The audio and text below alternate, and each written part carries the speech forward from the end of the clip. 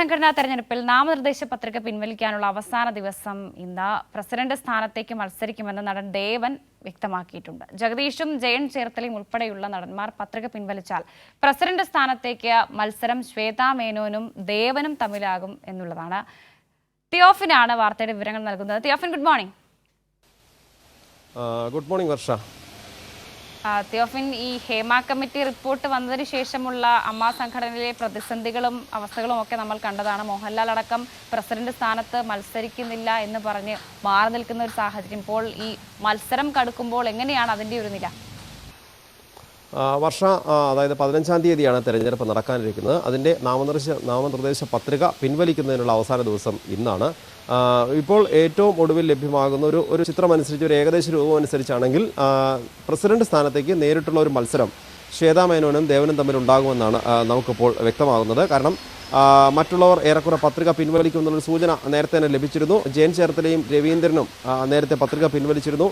ഇന്നലെ ഏറ്റവും ഒടുവിൽ ജഗദീഷ് കൂടി പത്രിക പിൻവലിച്ചിട്ടുണ്ട്. ഇനിയിപ്പോൾ അതിൽ ബാക്കിയുള്ളത് പ്രസിഡന്റ് സ്ഥാനത്തേക്ക് പത്രിക നൽകിയതിൽ അനൂപ് ചന്ദ്രനാണുള്ളത്. അനൂപ് ചന്ദ്രൻ പ്രസിഡന്റ് സ്ഥാനത്തേക്കും ജനറൽ സെക്രട്ടറി സ്ഥാനത്തേക്കും ഈ നാമനിർദ്ദേശ പത്രിക നൽകിയിട്ടുണ്ട്. തന്നെയുമല്ല, ഈ ഒരു ഫൈറ്റിൽ അനൂപ് ചന്ദ്രൻ വലിയൊരു ശക്തനായ സ്ഥാനാർത്ഥിയാണെന്ന് നമുക്ക് പറയാനും കഴിയില്ല. അങ്ങനെ വരുമ്പോൾ ഏറ്റവും ശക്തമായ പോരാട്ടം നടക്കുക ശ്വേതാ മേനോനും ദേവനും തമ്മിലാകും. ദേവൻ മത്സരത്തിൽ നിന്ന് പിന്മാറില്ല എന്ന് കഴിഞ്ഞ ദിവസം വ്യക്തമാക്കുകയും ചെയ്തിരുന്നു.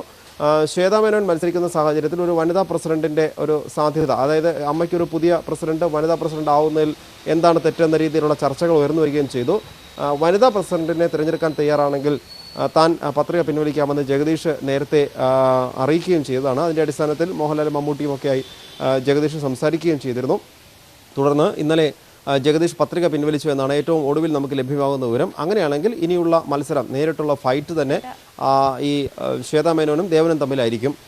ആ രീതിയിലേക്കാണ് കാര്യങ്ങൾ പോകുന്നത്. ഈ കഴിഞ്ഞ ഒരു 3 പതിറ്റാണ്ടോളം 31 വർഷത്തോളമായി ഇതുവരെ കാണാത്ത രീതിയിലുള്ള ഒരു രീതിയിലേക്ക്, ഒരു തെരഞ്ഞെടുപ്പിലേക്ക്, ഒരു മത്സരത്തിലേക്ക് അമ്മ സംഘടന പോയിക്കൊണ്ടിരിക്കുകയാണ്. ഹേമ കമ്മിറ്റി റിപ്പോർട്ടും അതുമായി ബന്ധപ്പെട്ട മറ്റ് പ്രശ്നങ്ങൾ, അതിനൊക്കെ പിന്നാലെയാണ് ഈ ഭരണസമിതി അംഗങ്ങൾക്ക് നേരെയുള്ള ആരോപണങ്ങളുടെയൊക്കെ തുടർച്ചയാണ് ഇപ്പോൾ ഈ വരുന്ന തെരഞ്ഞെടുപ്പ്.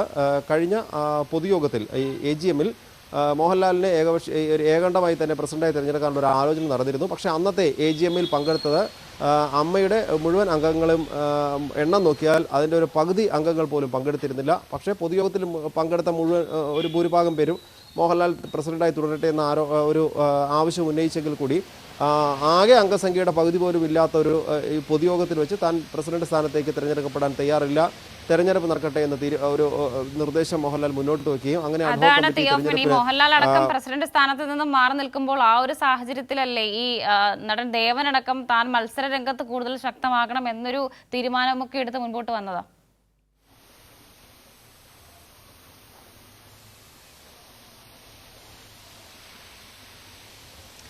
തീർച്ചയായും ദേവൻ ഇന്നലെ അത് വാർത്താ സമ്മേളനത്തിൽ വ്യക്തമാക്കുകയും ചെയ്തതാണ്. അതായത് താൻ നാമനിർദ്ദേശ പത്രിക സമർപ്പിക്കുന്നതിൻ്റെ തലേദിവസം വരെ, അതായത് ദേവൻ പറയുന്നത് ഒരു കാര്യം ഇതാണ്: ഏകാണ്ഡമായി തിരഞ്ഞെടുക്കപ്പെടാൻ മോഹൻലാൽ അന്ന് അല്ലെങ്കിൽ ആ ഒരു അഭിപ്രായം അംഗീകരിച്ചില്ലെങ്കിൽ കൂടി തെരഞ്ഞെടുപ്പ് നടക്കുമ്പോൾ മോഹൻലാലിൻ്റെ ഒരു നാമനിർദ്ദേശ പത്രിക ഉണ്ടാവുകയും തെരഞ്ഞെടുപ്പിൽ മോഹൻലാൽ പ്രസിഡന്റായി തിരഞ്ഞെടുക്കപ്പെടുകയും ചെയ്യും എന്നാണ് താൻ പ്രതീക്ഷിച്ചിരുന്നത്. അങ്ങനെ മോഹൻലാൽ മത്സരിക്കുന്നില്ല എന്ന് ഈ നോമിനേഷൻ നൽകുന്നതിൻ്റെ തലേദിവസമാണ് തനിക്ക് മനസ്സിലായത്.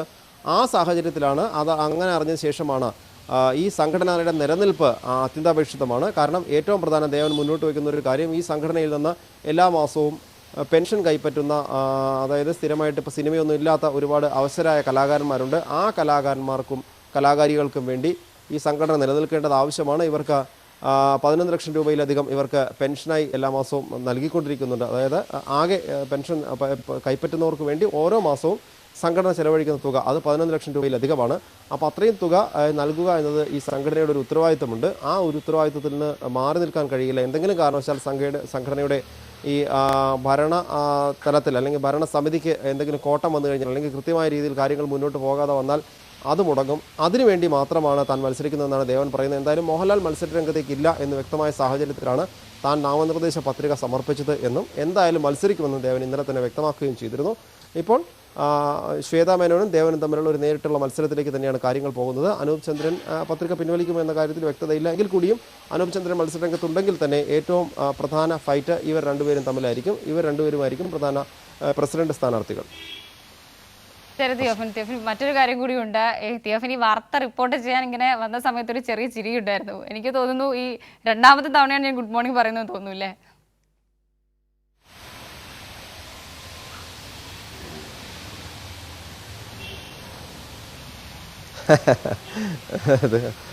വർഷ, ഒരു കാര്യം കൂടി ഇതിനിടെ സൂചിപ്പിക്കാൻ ഞാൻ വിട്ടുപോയിരുന്നു. ഈ സംഘടനയുടെ തെരഞ്ഞെടുപ്പിൽ ബാബുരാജിനെതിരെ വലിയ ആരോപണം ഉന്നയിക്കപ്പെട്ടിട്ടുണ്ട്. ബാബുരാജ് ആരോപണ വിധേയനായ വ്യക്തിയാണ്. അതുകൊണ്ട് തന്നെ ബാബുരാജ് മാറി നിൽക്കണമെന്ന ഒരു വലിയ ആവശ്യം ഒട്ടേറെ താരങ്ങൾ ഉന്നയിക്കുകയും ചെയ്തിരുന്നു. അത് സംഘടനയ്ക്കുള്ളിലും അല്ലാതെയും സോഷ്യൽ മീഡിയയിലൂടെയൊക്കെ ഇത്തരത്തിലുള്ള പ്രചാരണങ്ങൾ സജീവമായിരുന്നു. അതും ഒരു നിർണായക വിഷയമാണ് ഈ തെരഞ്ഞെടുപ്പിൽ. വർഷ. ശരി തിയോഫിൻ.